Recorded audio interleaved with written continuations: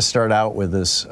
This actually, Rana Forohar, and frankly, I'm not certain how to pronounce her name, but F-O-R-O-O-H-A-R. I think it's Forohar. She's a global business columnist and an associate editor for the Financial Times, and she writes a newsletter that, if you subscribe to the Financial Times, shows up in your inbox, every couple days. And I find it absolutely fascinating, some of the most insightful stuff. And she wrote yesterday that one of the big mistakes, in her opinion, and I share that opinion, that the Harris campaign is making right now is refusing to talk about tariffs in Pennsylvania, Wisconsin, and Michigan. Here's what she wrote. She said, when you talk about tariffs as a sales tax, and by the way, that's how Harris is referring to it. She just, Trump is saying we need tariffs. Harris is saying that's a sales tax. It's going to increase prices. Forget it. Okay, so back to Rana Forohar. When you talk about tariffs as a sales tax, working people in the industrial Midwest don't hear that as a rallying cry against inflation. They hear it as proof that Harris doesn't necessarily have their back and won't necessarily protect their jobs. And I think she's absolutely right. Tariffs can be a very good thing for a country. I talked about this at some length, I believe it was last Thursday or Friday on this program. Just, off the top of my head, essentially. Somebody called in and said, hey, explain to me about tariffs. And I just went off on a riff. And it got me thinking that I really, I haven't written about this in years outside of my books. My newest book, which will be shipping in just a couple of weeks from, booksellers all across the country, is called The Hidden History of the American Dream, The Demise of the Middle Class and How to Rescue Our Future. And in that book, there's a couple of chapters about tariffs, and I reference that in today's article. But, this all began in 1789 when Henry Knox rode up to Mount Vernon on his horse to tell George Washington that he'd just been elected president of the United States, unanimously. And Washington asked Knox to do two things. He asked him to, number one, tell people he was going to be a little bit late for his inaugural because he had to visit his mother, who was dying. In fact, it was the last time he ever saw her. And secondly, he asked General Knox if he would ride up to Connecticut to meet with Daniel Hinsdale, who was a tailor who was making fine American clothing, which had been illegal prior to the American Revolution, and get him a made-in-America suit that he could be sworn in wearing.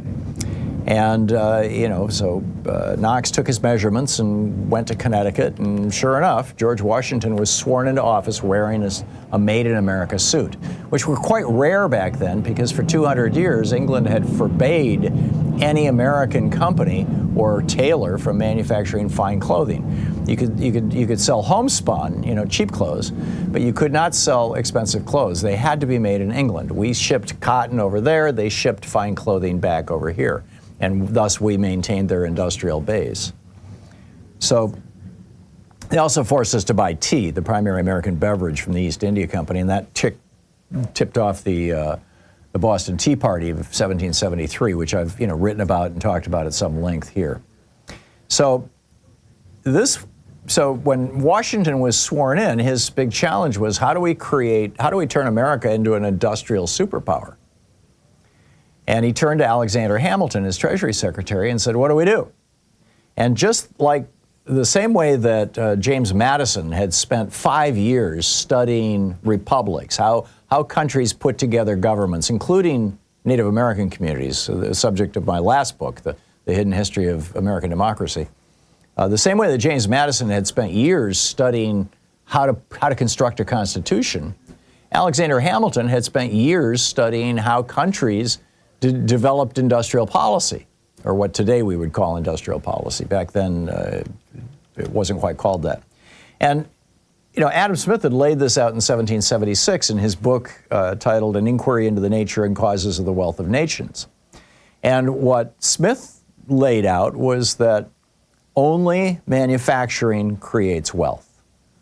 Well, actually, there's three ways to create wealth for a country. Number one, you can dig it up out of the ground. You can dig up gold, you can dig up iron ore, you can dig up coal. These are all things that represent wealth. So number one, you can extract it, extractive industries. Number two, you can steal it.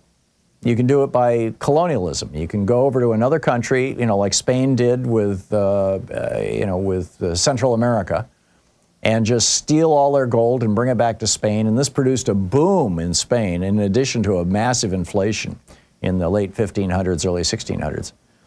And so you can steal it. But the third way, and the really legitimate way to create wealth for a country, is to manufacture things. And the example Smith used was a tree branch laying on the ground in the forest has no intrinsic value. It has no wealth. It does not represent wealth to the nation.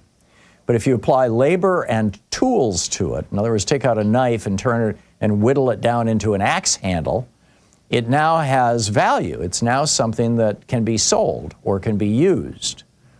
And that value, even if you sell it overseas, even if that axe handle got shipped over to Japan, the wealth from that manufacturing of that axe handle stays here in the United States because Japan pays you for that axe handle. So the only real way outside of extraction or theft to create wealth for a nation is manufacturing.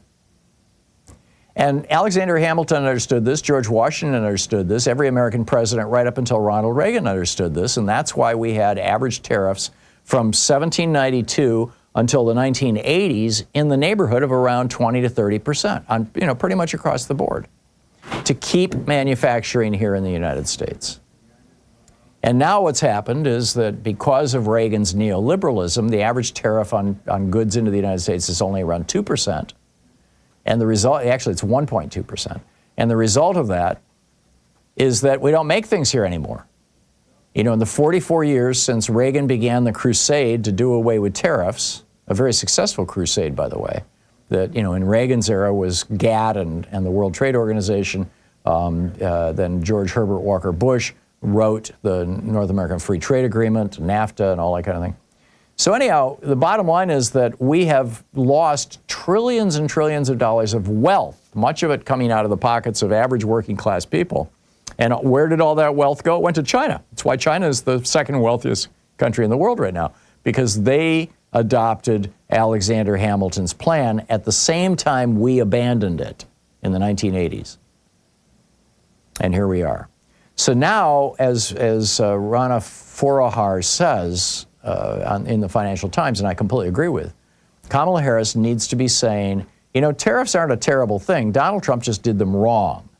You don't want to do tariffs quickly. You don't want to kick off trade wars like Donald Trump did. You want to do it in ways that people can plan for it, that they'll build factories, that they know that the tariffs are going to be around for decades if necessary, so that they can recover their investment. And and as I said, Kamala Harris needs to start talking about tariffs, talking, fondly about tariffs. Has imposed a whole bunch of tariffs in the last 3.5 years. He put tariffs on steel, he put tariffs on cars, he put tariffs on EVs, he put tariffs on motors. He's put tariffs on a whole bunch of stuff. I mean, we're actually doing this now. We need to be, and take that weapon, the argument away from Trump. This is the Thom Hartmann Program. It's 16 minutes past the hour. I'll be right back. Is Trump going to resist the Secret Service? And is he having sex with Laura Loomer? Is that what's going on? Stay tuned.